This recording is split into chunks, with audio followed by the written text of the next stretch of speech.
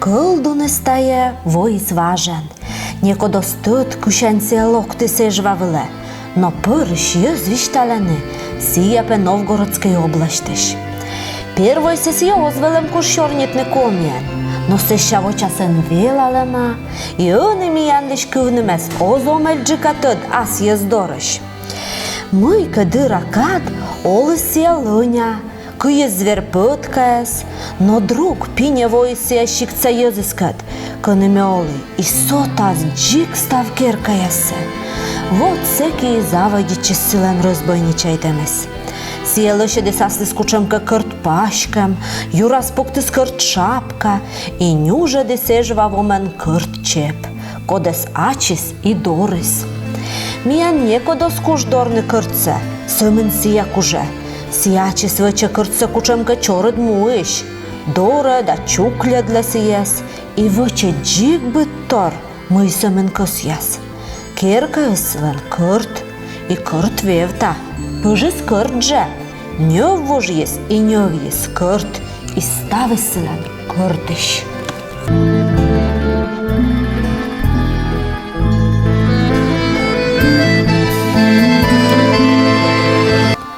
Этот колдун появился давно.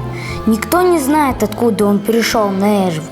Но старые люди говорят, что он из Новгородской области. Сперва он не умел говорить по-зырянски, но потом понемногу выучился и теперь знает наш язык не хуже нашего. Несколько времени он жил спокойно, ловил зверей и птиц, но вдруг поссорился с людьми того селения, в котором жил, и сжег все избы до единой. Вот тут-то и началось его разбойничество. Он сделал себе какую-то железную одежду, надел на голову железную шапку и протянул через Эжву железную цепь, которую сам сковал. Изба у него железная, лодка тоже железная, лук и стрелы железные, все у него железное. Оттого люди с верховья Эжвы и прозвали его Картайкой.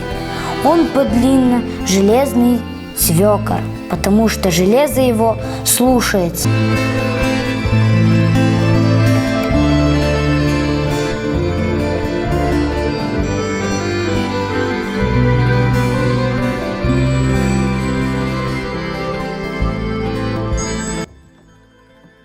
Kırtayka mondája.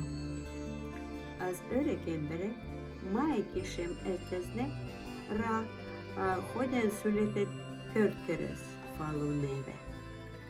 Körkörös egy dom tétek A.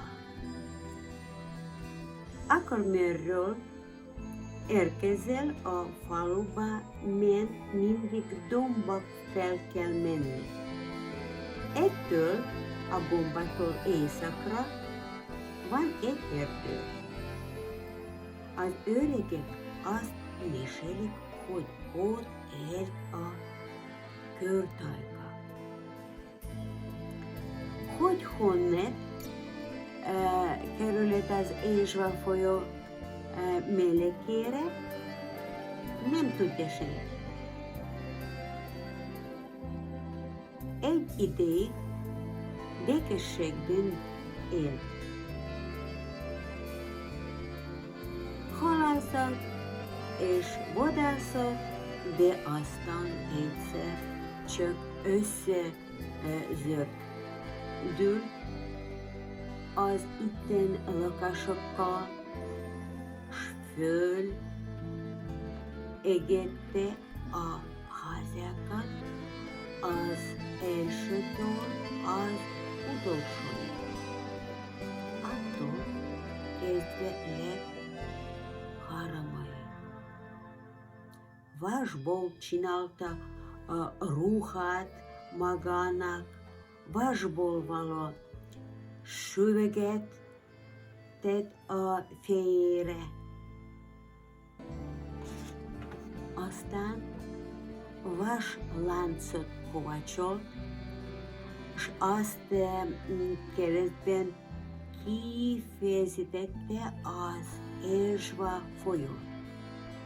Akkor még senki sem tudta mi nálunk vásat kovácsolni, csak ő értett hozzá egymaga. Vasból volt a ház is, vas a ládikja, az íja, a nyílvésző, minden vasból való.